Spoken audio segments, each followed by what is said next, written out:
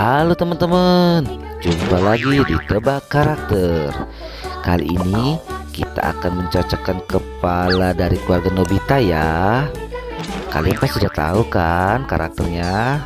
Oke teman-teman, kita mulai ya. Ini, wah salah teman-teman, itu bukan tubuhnya Nobita. Masih jauh teman-teman. Kok Nobitanya menjadi wanita? Belum tepat teman-teman.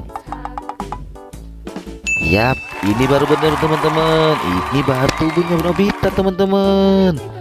Kita lanjut lagi teman-teman. Wah, kok ibu menjadi Doraemon sih teman-teman? Salah. Wah, ini bukan teman-teman. Yap, ini baru benar-benar teman-teman. Ini baru ibu Nobita. Kita lanjut lagi teman-teman.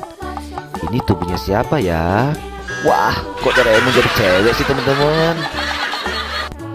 Iya, ini baru benar teman-teman. Ini adalah Shizuka teman-teman. Kali yang ini kalian pasti sudah tahu kan?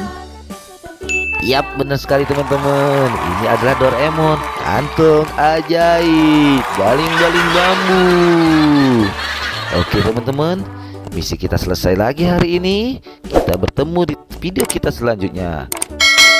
Ayo teman-teman, jangan lupa di like videonya dan juga pencet tombol subscribe warna merah di bawah ya teman-teman, biar kita bisa terus bermain bersama terus teman-teman.